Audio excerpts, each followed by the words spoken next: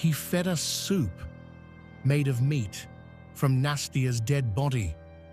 I think he ate it too, but I didn't see that part. Grandmother cooked the soup, and she knew exactly where the meat came from.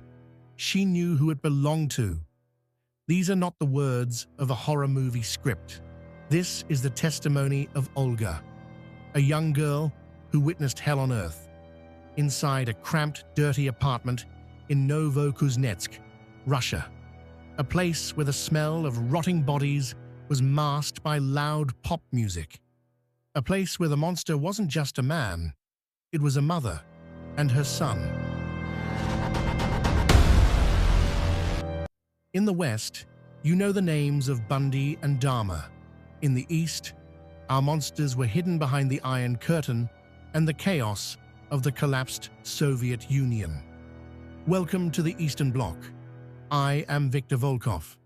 I investigate the crimes that were buried in dusty archives and classified files.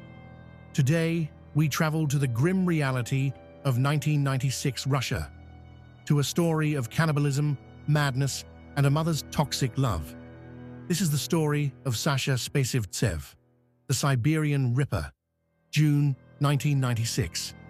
Novokuznetsk. This is an industrial city in southwestern Siberia, a concrete jungle of grey panel blocks, factories, and smoke. Summer here is usually mild, around 77 degrees Fahrenheit. The Arba River flows through the city, a place where locals usually go to cool off. But on this particular day in June, no one was swimming. The riverbanks were swarming with the militia, the police. Men with shovels and body bags lined the shore. A cameraman filmed in silence. Witnesses whispered two words: head and body. They pulled a small skull from the muddy water. It was still covered in decaying skin. It belonged to a child, but the river had more secrets to tell. As they dredged the bottom, they didn't find just one victim. They found fragments of 9 different children, 6 girls, 3 boys, all between the ages of 9 and 14. The city froze in terror. To understand how a monster could operate so freely, you must understand Russia in 1996. The Soviet Union had collapsed. The economy was in ruins. Inflation was destroying families. It was the era of the wild 90s. Poverty was extreme. Parents were alcoholics. Factories were closing. In this chaos, children were the first victims. They ran away from home. They lived on the streets. They disappeared. In Novokuznetsk alone, over 100 children were reported missing. The investigators were desperate. They thought they had a second Chikatilo on their hands, referring to the infamous Rostov Ripper. They chased ghosts. They suspected mental patients. They suspected organ traffickers.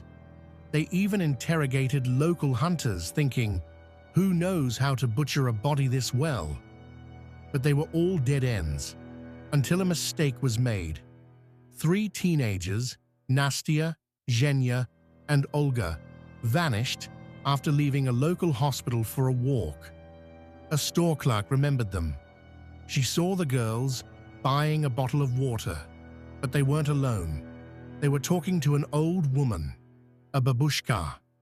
The clerk couldn't hear the conversation, but the girls left with her.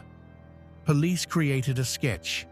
It wasn't a scary man in a trench coat. It was a 60-year-old lady. A local officer looked at the sketch and froze. He knew her. Lyudmila Spesivtseva, apartment 357 on Pionirskaya Street. Lyudmila was a nuisance. Neighbors complained about her loud music and the terrible smell coming from her apartment. She lived with her son, Alexander, known as Sasha, or at least she used to. Sasha was supposed to be in a psychiatric hospital, but when police checked the records, Sasha had been gone for 2 years. A clerical error. A monster was loose. living right under their noses. Police and a plumber arrived at the apartment door. They needed a reason to enter, so they claimed a pipe had burst. From inside, a voice screamed, "I won't open! There is a mentally ill person here!" They broke the door down. The smell hit them first. It was a thick, suffocating odor of rot, copper, and old blood. Sasha had already escaped through the balcony, but inside, the officers found a scene from a nightmare. In the bathtub lay a human torso, headless. In buckets, they found severed heads.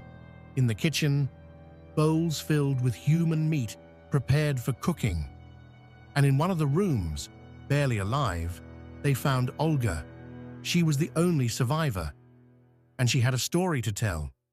Olga was dying, but she managed to whisper her testimony. She said the grandmother, Ludmila, lured them in. She asked the girls to help her open a heavy door. It was a trap. Once inside, Sasha attacked. He tortured them for days. He blasted the music of the pop group Boney M to cover their screams. After he killed Nastya, he forced the other two girls to process the body. He made them cut the meat off the bones. And then, the ultimate horror. Ludmila, the mother, took that meat. She cooked it, and she served it to the captive girls in a soup. Sasha forced them to eat their friend. Olga told police. Grandmother knew. She took the leftovers out in trash bags. Sasha Spesivtsev didn't get far. Hungry and cold, he returned to his own building and was found hiding in the stairwell. When interrogated, he was calm. He smiled. Sasha was a diagnosed schizophrenic. He was a small, weak man who hated women. He had a toxic, obsessive relationship with his mother. They slept in the same bed until he was 12. She protected him. She brought him pictures of dead bodies from her job at a lawyer's office to entertain him. She created the monster. And then she fed him. Sasha Spesivtsev confessed to 19 murders. Clothes found in his apartment suggest the number could be as high as 80. Because of his diagnosis, he never went to prison. He was sent to a high-security psychiatric ward. In 2024, new DNA technology linked him to 15 more cold cases. He is still alive, still locked away. His mother, Ludmila, served 13 years and was released. She lives in a small village, free. The apartment on Pionierskaya Street stands empty. Local teenagers break in sometimes, looking for ghosts. But the real horror isn't in the walls. It's in the fact that a mother's love can sometimes be the most dangerous weapon of all. Thank you for listening to the Eastern Bloc. I am Viktor Volkov. Subscribe now and join me next time as we open another file from the archives.